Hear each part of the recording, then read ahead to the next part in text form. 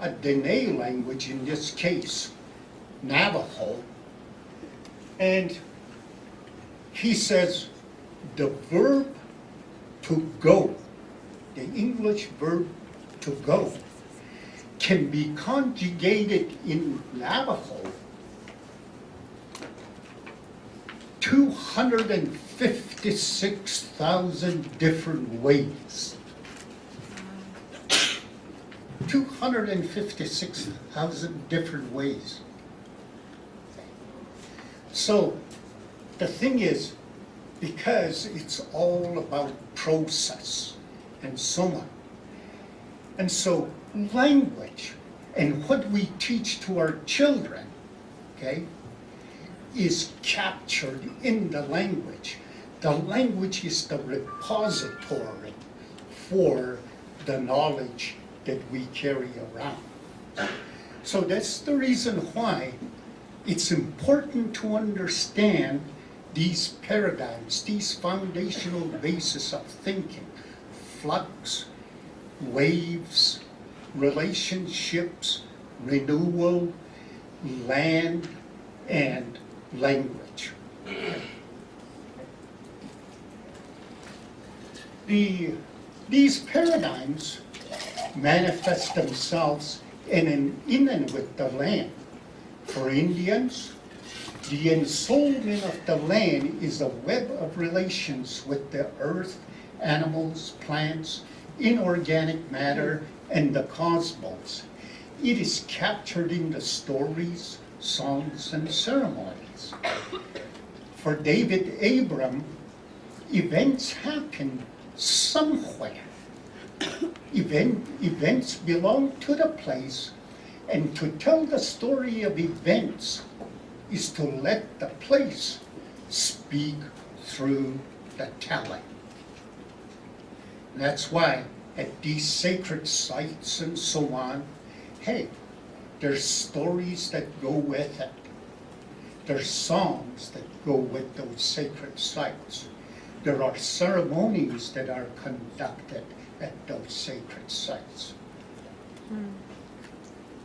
Land is a very important referent in the minds of Native peoples. The land is mother. It cannot be separated from the actual being of the Indians. According to Greg Kahete, Native people express a relationship with the natural world that can be called ensoulment. That's the embodied. The ensoulment of nature is one of the most ancient foundations of human psychology. Ensoulment must be passed on to the younger generation. So when we're talking about children as our sacred bundles, that's what we have to pass on. From the above, one can conclude that it is the place that determines who you are. And when you meet, we go to powwows and so on all over the place. When we meet somebody, some stranger, you always get asked, where are you from? You know, in other words, what territory, and so on. They don't ask you, what do you do for a living? In Western ways, we identify ourselves with our jobs, with employment. I'm a mechanic. I'm a teacher. I'm a plumber, maybe with pipe dreams. But we identify one of our identities is with what we do. In Native ways, we always ask, where are you from? In other words, we identify ourselves with the territory, with the land. Ann Waters says, identity as place, American Indian consciousness, and hence American Indian identity, is cognitively of and interdependent with our land base. A loss of native identity may be the loss of the stories, songs, and ceremonies that happen at certain places. So that, for instance, when reserves were established and we were being limited to those reserves, well, we didn't get to go visit those sacred sites off the reserves now. And consequently, our elders could not begin to tell the stories of those places anymore because they weren't allowed to go there. And we didn't sing the songs anymore. So that's why, land and identity are very, very important. Native identity loss comes about when the land does not recognize you and you do not recognize the land.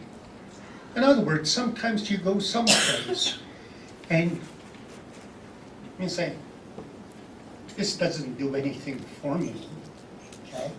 But then there are other places you go to and you say, hey, there's something over here, and this has lots of meaning. You got that feeling about it, and so on. And if you've been told the stories, if you've heard the songs, if you've been at the ceremonies that go with those places, immediately that identity and connection with the land comes through to you. What does all this mean for us as parents? It means you have to bring up our children in a cultural atmosphere that best resembles the land where they come from. The land is their identity. You should know the songs, stories, and ceremonies. Why is identity a sacred bundle? Well, if I were to resurrect in 200 years from now, it was Rip Van Winkle, and I woke up 200 years from now. Will I be among strangers? Will I hear my language, in this case Blackfoot, being spoken? Will I hear the songs like Peter sang this morning? If I woke up in 200 years from now. To be Blackfoot, and you can say to be Cree, to be Nakota, and so on. I have to live by the teachings contained in those songs, stories, and ceremonies. It means I must be able to transmit those teachings to the younger generation. If my Blackfoot world is to continue. If I don't, about 200 years from now, if I were to resurrect, I will be a stranger. And if I spoke Blackfoot, nobody will understand what I'm talking about. See? So that's a responsibility we have. This is a slight segue when we're talking about these kind of notions and continuity of culture. That's what our elders were talking about when we started working on the Buffalo Treaty that was signed back in 2014. Because our culture is so closely connected to that buffalo. our stories, our sacred societies, and so on, our ceremonies, are connected to the buffalo. And their thinking, the elders' thinking was, because our younger generation do not see that buffalo on a daily basis, it's out of sight, out of mind. They may hear the stories, but there's that connection is not there anymore. So we need to pass those stories, ceremonies, and songs to our younger generation. Because of colonization, many of us have bought into the idea that our indigenous knowledge has nothing to contribute to the overall field of knowledge. But if we just look a little bit deeper, we discover that in many fields, people are just beginning to find out about things that we know. In science, time and space being the same, in other words, my science uncle, Albert Einstein, he caused a revolution in science because he said time and space are the same. He caused a scientific revolution. Well, in Blackfoot, that's old hat. We've always known that. Say. And they talk about a scientific concept called non-locality. Well, we've known that. Non-locality is when something can happen at one end of the universe and it affects something else at the other end. We've known that long time ago. There's Higgs particle that they've been after, and they thought they discovered it. Higgs particle is a deal that says, hey, we all know about, again, Einstein's formula, E equals mc squared, energy equals matter, and the scientists are saying, how does energy transform into matter? That's what the Higgs particle is about. And we were telling these physicists, come and talk to our elders. They'll tell you it's about the spirit. We know that. See, in economics, sustainability is a concept that people are always talking about. So much. That's what our cultures were all about.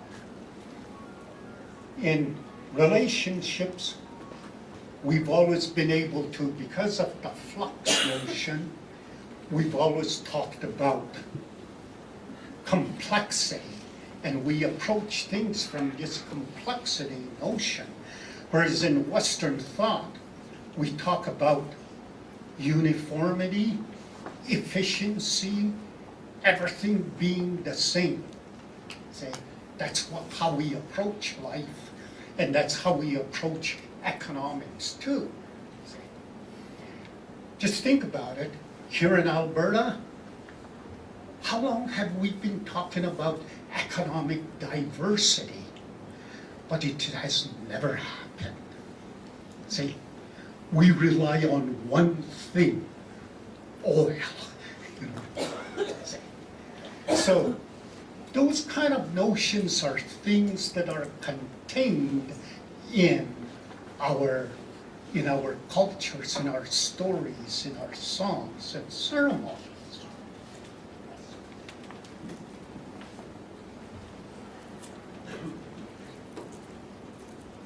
Those sounds that are babies of the land, the environment, hearing those sounds connects you to the land.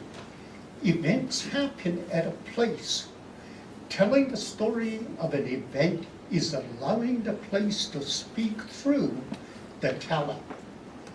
For instance, the Northern Plains had buffalo roam over it. The buffalo was part of the plains. Blackfoot in turn had cultural connections to the buffalo.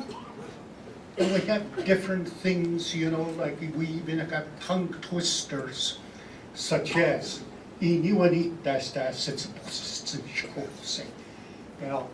talks about the clicking of the hoofs coming towards you by the buffalo and so on. You see, these are the sounds and so on. When you bring up kids hearing these sounds, the language and so on, hey, that's what they grow up with, and that's what they embody. My granddaughter, even before she spoke, carry her around on my shoulder, walk around with her in the house. And I'd always have powwow songs going. And she would fall asleep. Well, she would come to me, and I'd pick her up, and she would point to the ghetto blaster, She didn't know how to say sleep in English, or I'm sleepy. But she knew. She would just point to that. Then I knew she was sleeping, carry her around. And, sure enough, a couple of minutes, she'd be fast asleep. Yes. The near extinction of the buffalo resulted in a large part of Plains cultural disappearance. But the buffalo is coming back. Our cultures are reawakening. Our babies are the ones that will carry our lifeways into the distant future. In other words, if we want Blackfoot, if we want, Cree, if we want Anishinaabe to be still around, even 250 years from now. In other words, when we talk about 7 generations, well, those are the sounds, those are the basis for identity. And those babies have to hear those sounds. So that's why our children are our sacred bundles. Let me just end by telling you just a short little anecdote. I've got an adopted Italian sister, and she's as Italian as they come, okay? Well, one day she called me up. She was married a little more than a year, and she says, guess what? I'm pregnant, I'm gonna have a baby. So what I did was I took a cassette of powwow songs and I sent it to her. And I told her, you don't have to do this every day, but every once in a while when you have